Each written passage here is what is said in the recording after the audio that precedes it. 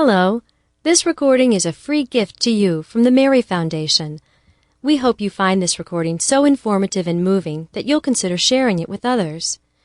To request additional copies of this presentation and our other free recordings, visit us online at Catholicity.com or write to us at the Mary Foundation, P.O. Box 26101, Fairview Park, Ohio 44126. It is our intention that there be no sale or charge for this recording. All rights are reserved, and any duplication without permission is prohibited. Your presentation will begin in a few seconds. My goal right now is that each one of you will find that after this talk, your life is completely different. And I'm very, very serious. I know that's a modest goal, but that is my goal, that your life will never be the same, that you will never be able to look at the Eucharist in the same way again, that you'll never be able to go to Mass in the same way, that you'll never be able to receive the Blessed Sacrament in the same way. It'll all be different for you. That's my goal. So the title of the talk is The Seven Secrets of the Eucharist. It's based on the book by the same name, Seven Secrets of the Eucharist, published by Ignatius Press. There's no real secrets. These things that I'm going to be talking about have always been at the heart of the Church. When Pope John Paul, for instance, writes about the Eucharist, he uses some interesting words over and over again. Words like rediscover, rekindle, which suggests that it was discovered before, but it has to be discovered again. Rekindle, there's a fire that was started, but it's going out. It needs to be started up again. There's no secrets that I'm going to reveal to you today, but there may be things you've never heard, or that you haven't heard at the right time, or in the right way, or at the time you were ready for them. These are truths that have always been taught by the Church. They've been kind of hogged by the saints and mystics and the theologians.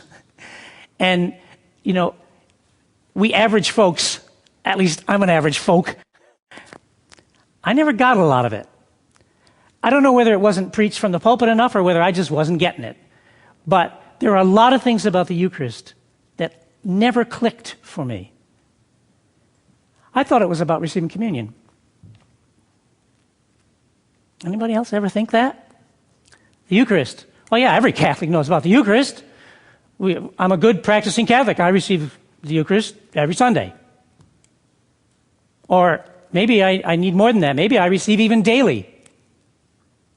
The tragedy is I can receive the Eucharist every day, all my life, and not necessarily get any closer to God. That's the reality. That's the reality. That's a choice I have. And I need to be taught that. I need to learn that, and learn that a lot of it depends on me. Remember the story of the two men on the way to Emmaus, walking the road after Christ had died, and they didn't know what was going on. They're all confused. They're depressed. And suddenly the stranger shows up, and they're walking with him. They walked with him before. They listened to his teachings. They probably ate dinner with him. These were two of the disciples. They didn't recognize him. Even when he was teaching them the scriptures, they didn't recognize them. Finally, when they stopped and they were going to share a meal together, he took the bread and broke it, and they recognized him, Scripture says, in the breaking of the bread. To me, the Catholic world has an Emmaus problem. We all have an Emmaus problem. We know what the Eucharist is, just as they knew Jesus Christ. But we don't recognize really who Jesus is. We don't really understand in a way that's going to change our lives. God forbid if I go to church on Sunday because I'm a Catholic and I dutifully go to confession regularly and receive communion, and I don't try to get closer to Jesus Christ. I don't do everything I can to go deeply into what this is all about. Why are we doing this? I'm doing it because I'm a Catholic. That's what Catholics do. There's got to be more than that. Pope John Paul, in this encyclical letter, one of the last documents he left us, he wrote this encyclical on the Eucharist and the Church. And in it, he made very clear what he had actually been saying in various documents, various audiences, etc. He gave us his plan for the next 1,000 years. To contemplate the face of Christ and to contemplate it with Mary is the program which I have set before the church at the dawn of the third millennium. He doesn't say is a program. He doesn't say it's something I'd like you all to consider.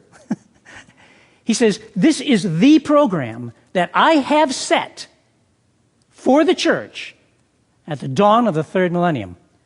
His blueprint for the next 1,000 years. Now, he had been leading up to this for at least 10 years before the year 2000, which he said had to be an intensely Eucharistic year. If you go back through his writings, his audiences, his talks, it's constant that he's telling us we need to look at the Eucharist. In this encyclical, he talks about the Paschal mystery, the passion, death, and resurrection of Jesus Christ. And he says the Eucharist foreshadowed that event and concentrated it forever. The Paschal mystery, the passion, death, and resurrection of Jesus Christ never ends. It's been concentrated into the Eucharist. And through the Eucharist, it becomes present to each of us at any time. The thought of this, I'm quoting from him, leads us to profound amazement and gratitude. He goes on. This amazement should always fill the church. Next paragraph. I would like to rekindle this Eucharistic amazement. This is the call of Pope John Paul II. We need to once more, as a church and individually, to become amazed at the Eucharist. Not just knowledgeable about it a little bit, amazed because it's so profound. My relationship with Jesus Christ in the Eucharist makes me able to receive personally the benefits of his passion, death, and resurrection. In other words, what he did then becomes available to me now through the Eucharist. And that goes on forever. So what it means is Jesus Christ suffered, died, and rose for you, for you, for you, for me, personally. Catechism of the Catholic Church says Jesus, during his passion, saw each of us, knew each of us intimately, and died willingly for each of us. Not all of us in a general way. He saw you from the cross. He saw me, saw all our sin, all our confusion, loved us, took all that stuff, and died for it so that we can be with him again and forever. That's what the Holy Father is saying we need to be amazed about. I can live my daily life in the reality that Jesus died for me and rose for me through the Eucharist. That's why he left us the Eucharist. He goes on, the church draws her life from Christ in the Eucharist. By him she is fed, and by him she is enlightened. What he's trying to make clear to us is that you and I, like the church as a whole, draw our life from the Eucharist. Remember when he first gave us the Eucharist? When he first talked about it? Even before the Last Supper? I'm the living bread. You want life in you? You have to eat my flesh and drink my blood. If you don't have life in you. Jesus in the Eucharist is there to bring us a new way of life, daily life. It's supposed to have an effect on us all the time, every day. It's not just something we put away with the Sunday clothes. It's all the time. So his goal basically has become ours. The reason we're doing this is to help fulfill what he set forth in that desire he expressed, to rekindle Eucharistic amazement. To rekindle. That's what the church needs. We need to be set on fire again for the Eucharist, for Jesus in the Eucharist. It has to become the center of our lives. The first secret is that Jesus is alive. Oh gosh, is that all? I'm going home. Of course he's alive. We all know that, right? You're a stranger. You walk into a Catholic Church USA, or anywhere else. You walk into a Catholic church, you see a bunch of people sitting there, and at one point, they get up, form a line, walk up, receive what looks like a little wafer, walk back, sit down in their seats. Do you know, as a stranger, that they're receiving a person? That what they're taking in is alive? In the diary of St. Faustina, she records Jesus saying, "When I come to a human heart in Holy Communion, my hands are full of all kinds of graces, which I want to give to the soul. But souls do not even pay attention to me. They leave me to myself and busy themselves with other things. They treat me as a dead object." Ouch. Lord God, forgive me for all the times I have walked mindlessly up to communion and received you without even thinking about you, and walked back to my seat and got back to the important things in my life. Does that ring a bell with anybody? God forgive me. God forgive us for any time we have failed to recognize what we're doing. We become creatures of habit. Now, I have some ideas about why we become creatures of habit. For many of us, it's because that only happens once a week. We're out of practice. Or even if it happens every day. And now, the rest of my day, well, I got things to do. I got to be busy. I'll see you again tomorrow, Lord.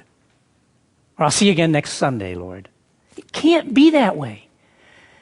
The Eucharist is the way that God figured out how to stay with us. And how to stay with us in such an intimate way that we could learn to live the way he does. We could learn to live with his life in us. If you remember the story of Fatima, the angel of peace in 1916, the year before Our Lady appeared to the children in Fatima, the angel of peace appeared, and the third time he came to the children, as a way of preparing them, he brought with him the host and the chalice, suspended them in the air, and prostrated himself on the ground, threw himself flat on his face on the ground to adore Christ in the Eucharist. We can always be prostrate in adoration within, whether we're standing or kneeling.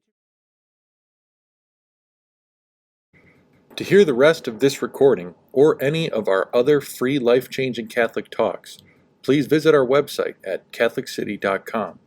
Full-length versions of all of our talks are also available as podcasts through Apple, Google, and Spotify under Catholicity Podcasts. That's spelled CatholicITY.com.